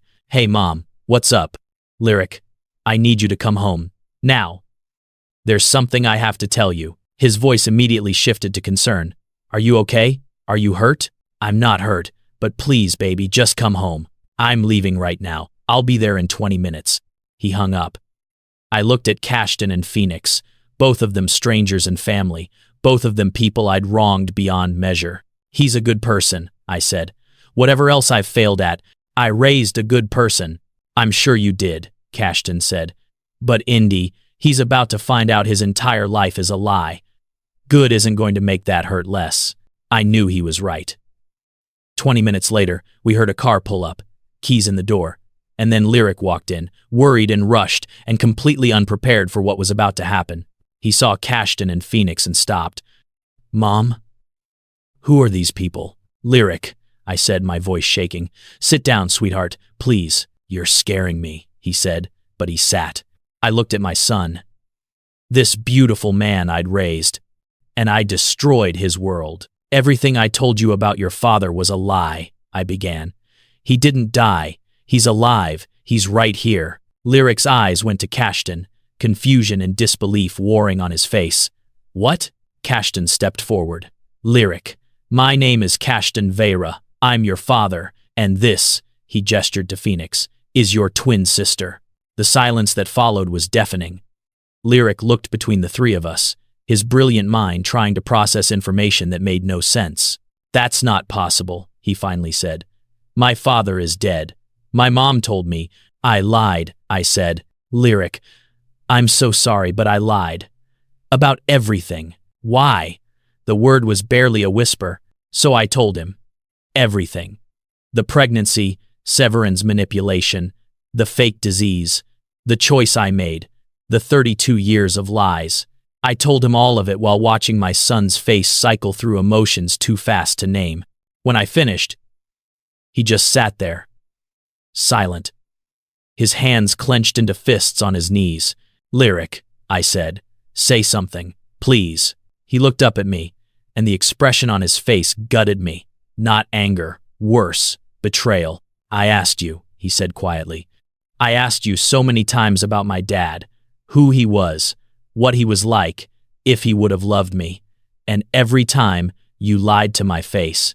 I was trying to protect you." "Don't," he interrupted, his voice hard now. "Don't say you were protecting me. You were protecting yourself, from having to face what you'd done, from having to be honest. You let me grow up thinking I was alone in the world, that I had no family except you. And the whole time, I had a father, I had a sister, I had an entire other half of my life that you just decided I didn't deserve to know about." He stood, his whole body shaking. He looked at Cashton. "You're my father." "Yes," Cashton said, his voice thick with emotion. "And you didn't know I existed?" "Not until 3 days ago. I've been looking for you for 32 years. I never stopped." Lyric turned to Phoenix. They stared at each other. Mirror images. The same eyes. The same face. Two halves of a whole that had been ripped apart. "You're my twin," Lyric said. "Yes," Phoenix whispered. "I always felt like something was missing," Lyric said, tears streaming down his face now. "My whole life, I felt incomplete. Like part of me was somewhere else, and I didn't know where. It was you. You were what was missing." Phoenix started crying too. I felt it too, like I was only half a person. They moved toward each other. Slowly, carefully, and then they were hugging. Two strangers, who were also siblings, both of them sobbing. I watched my children meet each other for the first time, and the grief nearly brought me to my knees. 32 years. They'd lost 32 years because of my choices. Cashton was crying too, watching his children, finally together after a lifetime apart. Lyric pulled back from Phoenix, looked at me. I need time. I can't be here right now. Lyric, please. No, he said firmly. I love you, Mom, but I'm so angry at you right now I can barely look at you. I need space. I need to process this. He grabbed his keys and walked out. Phoenix started to follow, then stopped. Looked at me. I don't forgive you, she said. I don't know if I ever will, but I'm glad I know the truth. Finally. Then she followed Lyric out, leaving Cashton and me alone for the first time in 32 years. We stood in the wreckage of the life I'd built on lies, and neither of us knew what to say. I loved you so much, Cashton finally said. Did you know that? You were everything to me. You were everything to me too, I said. Then why didn't you trust me? Why didn't you tell me what my mother said? We could have fought her together. I was 20 years old and terrified, and she had medical reports that looked real. She threatened to take both babies if I didn't cooperate. Cashton, I thought I was making the only choice I could. And for 30 years after, he asked, what was your excuse then? Fear, I admitted. Shame, cowardice, all of it. I was wrong. I know I was wrong. But I can't go back and fix it. I can only tell you the truth now and hope that someday, maybe you can understand why I did what I did. He walked to me, stood close enough that I could feel the heat of him. Close enough that it took everything in me not to reach for him. I understand, he said quietly. That's the worst part. I understand why you made the choices you made, and I hate that I understand because it makes it harder to stay angry at you. You have every right to be angry. I know. He reached up, cupped my face in his hand. The first time he'd touched me in 32 years. I loved you, Indy. I never stopped. Every woman I met, I compared to you. Every relationship I tried to start, I sabotaged because she wasn't you. I've spent 32 years in love with a ghost. I'm so sorry, I whispered. I know you are, but sorry doesn't give us back what we lost. He dropped his hand, stepped back. Our children need us, need to see us functioning, co-parenting, being adults about this. Can you do that? Yes. Then let's start there. Let's help them heal, and maybe, if we're lucky, we'll figure out how to heal ourselves too. He walked to the door, paused. For what it's worth, I'm glad you're alive, glad I finally found you, even like this, even with all the pain. I'd rather have the truth and the pain than the lie and the emptiness. Then he left, and I collapsed onto my couch and cried until there was nothing left. The next weeks were chaos. Lyric stayed with Cashton in his hotel suite. He needed distance from me, needed to get to know his father. I understood. It still felt like my heart was being ripped out every time he walked past me without speaking. Phoenix came to the house once, stood in Lyric's childhood room, looking at his trophies and artwork and all the evidence of a life she'd missed. Did he have a good childhood, she asked. Yes, I said. We didn't have money, but we had love. He was happy. I was happy too, Phoenix said. My dad gave me everything, but I always felt like something was wrong, like there was this anger in me I didn't know what to do with. I'm sorry, I said. For the 1,000th time, I'm sorry. She turned to face me. Stop apologizing. I don't want apologies. I want to understand. I want to know who you are, not who I've imagined you to be for 32 years. So we talked. Really talked. I told her about growing up poor, about my violin, about meeting Cashton and falling in love. I told her about the choice Severin gave me and the terror I felt. I told her about discovering Lyric was healthy and being too afraid to come back. You were a victim, Phoenix said. Grandma Severin manipulated you, but you were also just human, scared and young and making the best decisions you could with what you knew. That doesn't excuse the 30 years of silence, I said. No, she agreed. It doesn't, but it helps me understand. And understanding is the first step to, maybe not forgiveness, but acceptance. Lyric was harder. He barely spoke to me for 2 months. He and Phoenix became inseparable, making up for lost time. Cashton was cautious but present, trying to build relationships with both his children while navigating his own grief and anger at what we'd lost. The turning point came on a rainy Tuesday in March. I was teaching a violin lesson when Lyric showed up at my music school. I hadn't seen him in 3 weeks. "Can we talk?" he asked when my student left. Of course, always. We sat in my small studio, rain pattering on the windows, and my son looked at me with Kashtan's eyes. "I've been thinking a lot about choice," he said, "about the choices you made and the choices I would have made in your position, and I realized something. I don't know what I would have done. If someone told me my child was dying and I could save them but only by giving up everything else, I don't know if I'd be strong enough to say no." "Lyric, let me finish," he said. "You made a choice based on lies. You couldn't have known they were lies. And when you found out, you made another choice based on fear. That one I'm angrier about. That one I think was wrong. But Mom, I also know you. I know how much you love me, how you've sacrificed for me my whole life. So I'm trying to hold both truths. That you were wrong and that you loved me. That you made terrible choices and that you were also doing your best." Tears streamed down my face. "I don't deserve your understanding." "Maybe not," he said. "But I'm giving it anyway, because you're my mom, and I love you, and I'm tired of being angry." He stood, pulled me into his arms, and we both cried. "My son, my beautiful, forgiving son. I love you," I whispered. "I love you so much." "I know," he said. "I've always known that. That's the only thing I'm sure of in all of this." Phoenix took longer. 6 months after the truth came out, we were all in New York for a family dinner. Awkward, forced, but happening. Progress. After dinner, Phoenix asked to speak to me alone. We walked to a nearby park, sat on a bench in the gathering dusk. "I've been in therapy," she said, "trying to process all of this. My therapist asked me what I need from you. What would make this better?" "What did you say?" I asked. "I said I need to stop seeing you as a villain or a victim. I need to see you as a person, flawed and complicated and human. Can you give me that? Can you let me see the real you, not the apologetic version or the defensive version, but the actual person?" "Yes," I said, "I can try." So we started meeting. Weekly video calls at first, then monthly visits. We talked about everything: music, work, relationships, not just the past, but the present. Building something new instead of trying to resurrect what we'd lost. Slowly, painfully, we became something like mother and daughter, not the way we would have been if I'd raised her, but real nonetheless. A year after the truth came out, Kashtan asked me to dinner. Just the two of us. We met at a quiet restaurant in Portland. He'd been flying out regularly to see Lyric, building the father-son relationship they'd been denied. "How are you?" he asked when we sat down. "Surviving," I said. "You?" "Same." He paused. "I've been thinking about us.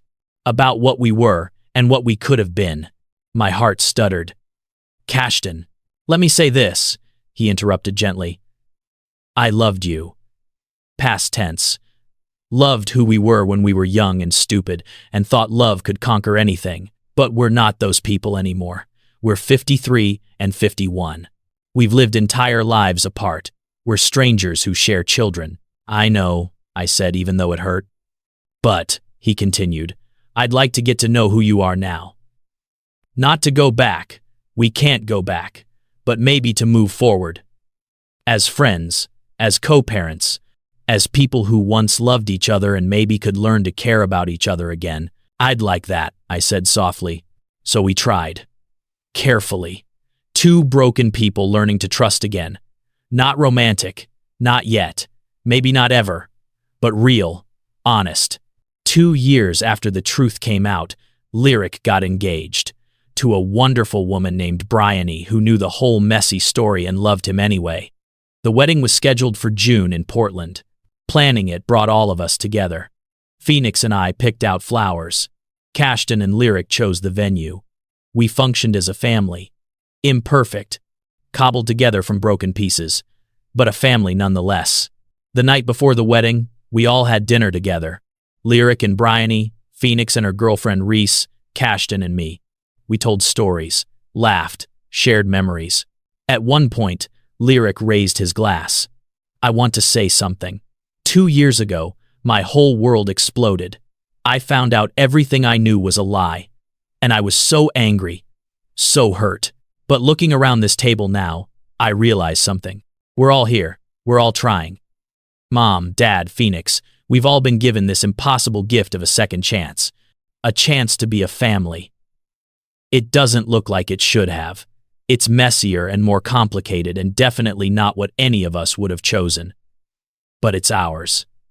And I'm grateful for it. Here's to complicated families, Phoenix added, raising her glass. To truth, Cashton said, looking at me. To second chances, I finished. We drank, and in that moment, I felt something I hadn't felt in 32 years. Peace. The wedding was beautiful. Lyric and Bryony exchanged vows under a canopy of flowers. Cashton walked Bryony down the aisle since her father had passed. Phoenix stood as maid of honor. I played violin during the ceremony, Vivaldi's Spring, and tried not to cry. During the reception, Lyric danced with me, mother and son, swaying to soft music. Thank you, he said. For what? For telling the truth. Finally, it was 2 years late and 30 years too late, and still, thank you, because I have a dad now, and a sister, and this whole other half of my life. And yeah, I'm still processing the lies. Still working through the anger. But I'm also grateful. You're a better person than I deserve, I said.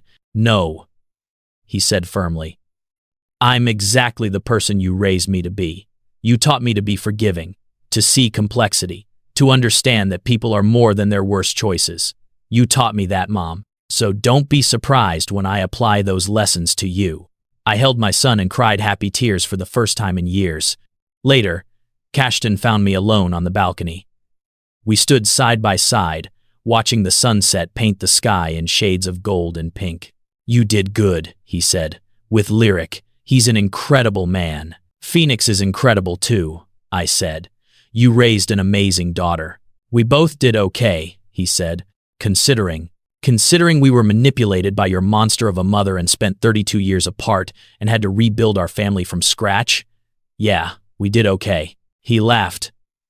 Actually laughed. When you put it that way, we stood in comfortable silence. Then Cashton said, I forgive you. I turned to him, shocked. What? I forgive you, he repeated. For believing the lies, for being scared, for staying hidden, all of it. I forgive you, Indy. Cashton, you don't have to. I know I don't have to. I want to, because carrying anger is exhausting, and I'm tired.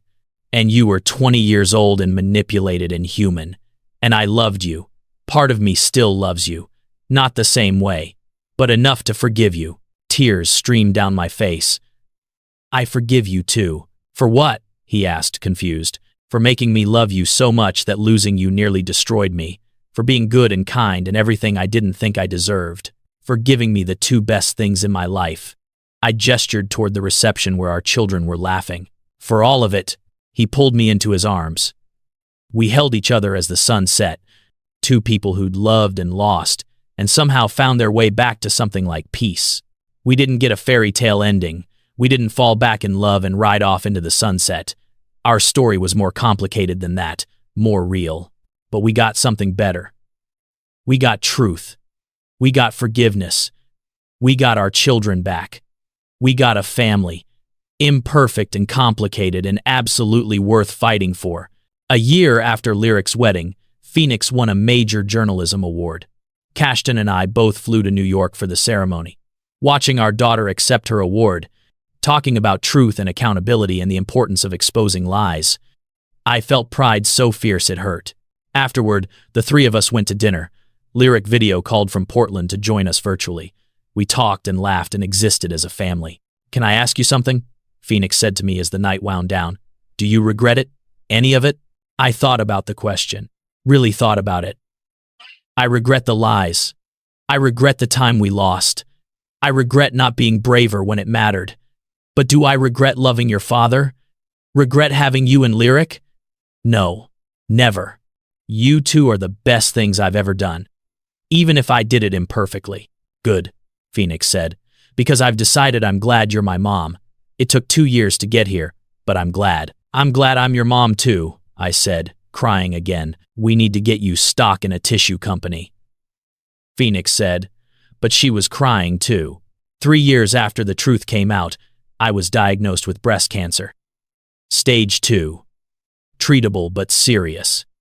I didn't want to tell anyone, didn't want to burden my children with my problems. But Lyric found out when he showed up at my house and caught me coming home from a chemo appointment. "Mom," he said, seeing me weak and sick, "what's going on?" I told him. He immediately called Phoenix and Cashton.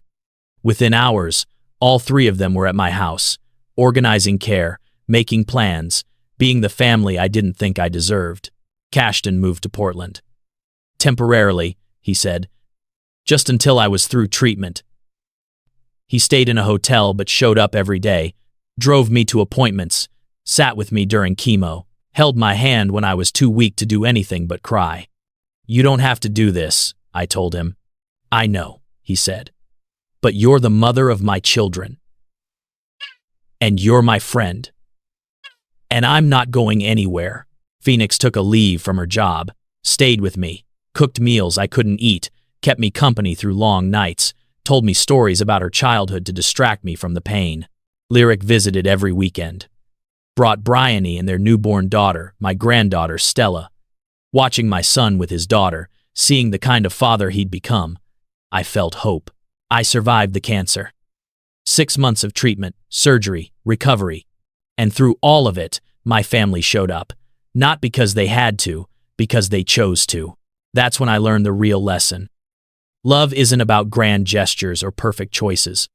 Love is showing up, being present, choosing again and again to stay even when it's hard. I'd failed at that for 32 years, but my children, my beautiful children, were teaching me how to do it right. 5 years after the truth came out, we celebrated Phoenix's 37th birthday. All of us together at Cashton's house in New York. 3 generations, messy and complicated and absolutely perfect. Phoenix stood to make a toast. 5 years ago, I learned that my entire life was a lie. I was furious, devastated. I didn't know if I'd ever forgive my mom for keeping the truth from me, or my dad for not finding me sooner, or my grandmother for being an absolute monster. But standing here now, with all of you, I realized something. The lie broke us, but the truth gave us a chance to rebuild ourselves better, stronger, more honest. So here's to truth, to complicated families, to forgiveness, and to the fact that it's never too late to choose love. We raised our glasses, and I looked around at my family. Cashton, still handsome, still kind, now my closest friend. Phoenix, strong and brilliant, and learning to let herself be loved. Lyric, gentle and wise beyond his years, holding his daughter. Bryony, the daughter-in-law who'd accepted all our mess with grace. And baby Stella, innocent and perfect, a symbol of new beginnings. This wasn't the family I'd planned. It was better. Because it was built on truth and choice and daily recommitment to showing up for each other. "Thank you," I said, my voice shaking. "All of you. For giving me a chance to get it right. For forgiving me when you didn't have to. For teaching me that it's never too late to choose courage over fear." Lyric came over, put his arm around me. Phoenix joined us.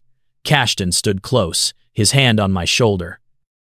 We stood together, this family we'd built from wreckage and lies and truth and love, and I finally understood. I'd spent 32 years thinking I'd lost everything, but I was wrong. I'd lost time. I'd lost easy happiness. I'd lost the simple path, but I'd gained something more valuable. I'd gained humility, understanding, forgiveness.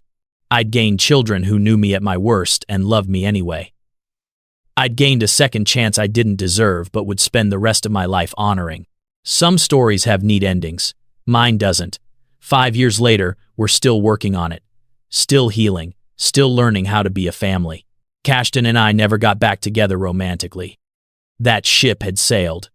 But we built something better. A friendship based on honesty and shared love for our children. Phoenix and I talk twice a week. Not always easy conversations. Sometimes we fight. Sometimes we cry. But we show up for each other. And that's enough. Lyric forgave me fully but never forgot. He keeps me honest. Calls me out when I start making excuses. Reminds me that truth matters more than comfort. And I'm learning. Every day, I'm learning how to be brave instead of scared. how to tell the truth even when it's hard, how to show up even when I want to run. That's the lesson I learned from all of this. From 32 years of lies and 5 years of rebuilding, truth is the only foundation strong enough to build a real life on. Lies might protect you in the moment, but they poison everything they touch. I made terrible choices. I hurt people I loved. I let fear drive my decisions for 3 decades. But I also learned that it's never too late. Never too late to tell the truth. Never too late to ask for forgiveness. Never too late to start showing up. My children didn't have to forgive me. Cashton didn't have to become my friend. Phoenix didn't have to let me into her life. Lyric didn't have to call me mom again. But they did. They chose to. Every single day, they choose to love me despite my failures. And that choice, that daily recommitment to family despite everything, that's the real miracle. So if you're watching this and you're carrying a secret, if you're hiding from something you did, if you're afraid the truth will destroy everything, listen to me. Tell it anyway. The truth might hurt. It might blow up your life. But lies will suffocate you slowly until there's nothing left. And if you're on the other side, if someone has lied to you, manipulated you, hurt you, know this. You don't owe them forgiveness. You don't have to let them back in. But if you choose to, if you decide that understanding and grace matter more than being right, you might just get something beautiful out of the wreckage. We don't get to choose what happens to us. I didn't choose to be manipulated by Severin. My children didn't choose to be separated at birth. Cashton didn't choose to lose 32 years with his son. But we did choose what happened next. We chose truth over comfortable lies. We chose showing up over running away. We chose forgiveness over righteous anger. And those choices made all the difference. My name is Indigo Castellano. I kept twins from a billionaire CEO for 32 years. I made terrible choices based on fear and lies. I hurt the people I loved most. But I also learned. I changed. I chose courage when it mattered. And I got a second chance I'll never take for granted. That's my story. Messy and complicated and absolutely true. And I'm sharing it because maybe someone needs to hear it. Maybe someone needs to know that it's never too late to choose differently, to be brave, to tell the truth, to come home. Family, we've reached the end of Indy's story, but I need you to stay with me for one more moment because this story isn't just entertainment. This is about real-life lessons that could change your life or the life of someone you love. What's the biggest lesson you're taking from this story? Drop it in the comments right now. Tell me, have you ever kept a secret that changed everything? Have you ever had to forgive someone for something that seemed unforgivable? Share your story. This community thrives on honest conversations about real struggles. And here's what I need from you. If this story moved you, if it made you think, if it touched something in your heart, do 3 things for me right now. First, smash that like button. Show YouTube that stories with depth and meaning and real emotional impact matter. That we want content that makes us feel and grow and think differently. Second, subscribe to Cedar Drama and hit that notification bell. Because every single week, we bring you stories like this. Stories about real human struggles, about impossible choices and second chances and the courage it takes to face your own failures. You don't want to miss a single one.